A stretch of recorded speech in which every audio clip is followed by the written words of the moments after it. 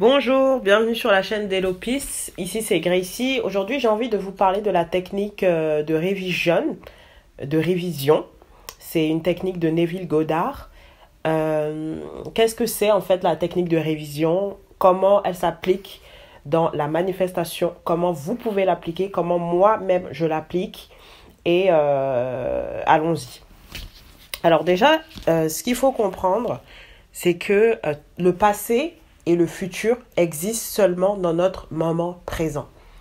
Lorsque on pense au passé, lorsque on pense au futur, ce sont juste des souvenirs, ce sont juste des choses que nous avons retenues, et le futur et le passé existent simplement dans le moment présent.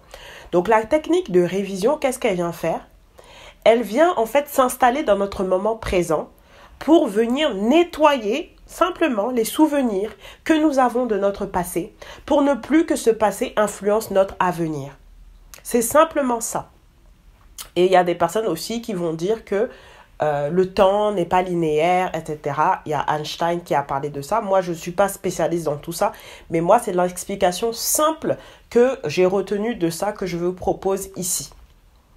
Donc, la technique de révision, qu'est-ce que c'est? Ça permet en fait de changer des expériences que vous avez eues dans votre passé qui vous paralysent. Par exemple, avec vous avez eu une dispute avec votre conjoint et ça vous paralyse tellement que c'est en train de conditionner votre présent et votre futur.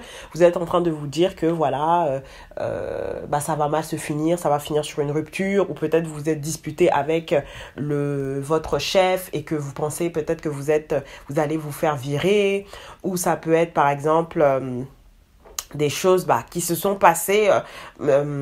Par exemple, en fait, ça peut être aussi genre, vous avez jamais été la fille sportive.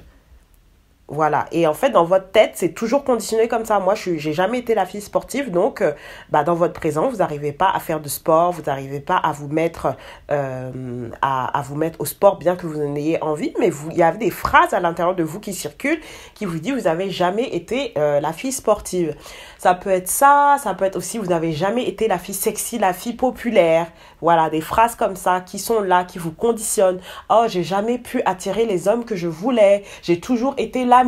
Voilà, vous voyez, donc ça, c'est énormément de phrases, de choses qui conditionnent notre présent. Et malheureusement, ces phrases-là qui circulent, ça nous empêche justement de manifester ce qu'on veut. Ça peut être aussi dans l'amour. Vous pouvez vous dire, j'ai toujours eu des difficultés en amour. Ça a toujours été compliqué pour moi de créer des relations amoureuses. Dans tous les autres domaines, c'est toujours bien, mais en amour, c'est la catastrophe.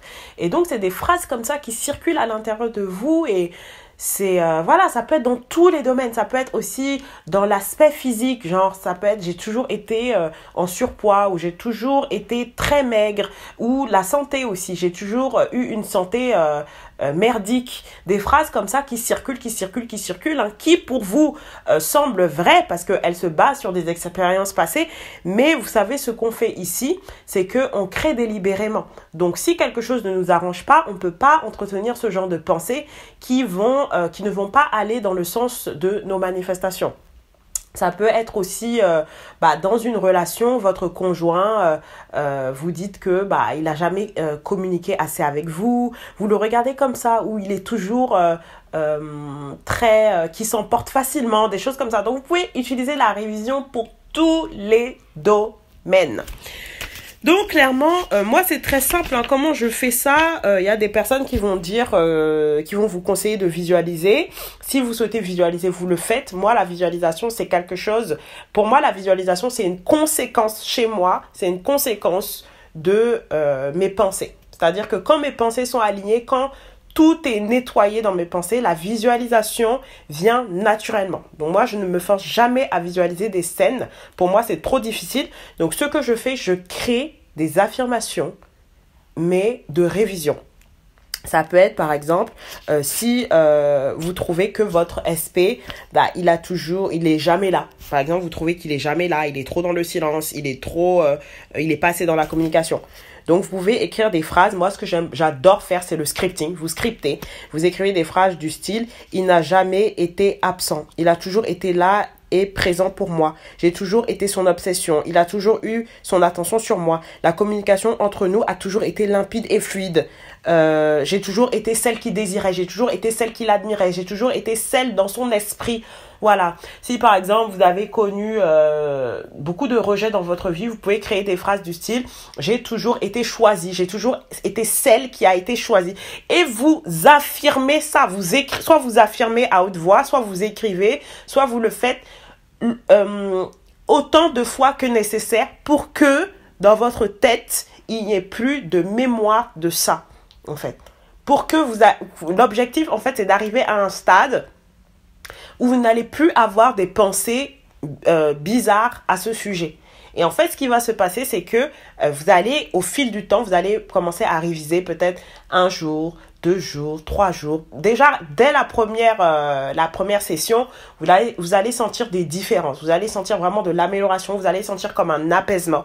Et en fait, l'idée, c'est autant de fois que vous avez peut-être des pensées encore, si par exemple vous êtes en train de recréer votre SP et que dans la réalité vous avez encore des pensées, oh ben lui il me calcule pas, de toute façon lui la communication c'est pas ça, ou vous êtes encore en train de repenser à un événement qui s'était passé avant et cet événement semble trop réel, continuez de réviser en écrivant des phrases, voilà, il m'a toujours désiré, il m'a toujours aimé, il a toujours communiqué avec moi, voilà. Si c'est dans le cadre professionnel, par exemple, mon patron m'a toujours adoré, on a toujours eu des relations magnifiques, j'ai toujours été sa numéro 1, sa chouchou, et vous vous en foutez de savoir si au début vous y croyez ou pas, c'est pas ça le problème. Le subconscient ne fait pas la différence entre l'imagination et le réel. Donc l'idée c'est de vous plonger dedans, vous allez vous sentir bien déjà automatiquement. Vous mettez une belle musique et vous commencez à écrire, vous commencez à réviser, vous commencez à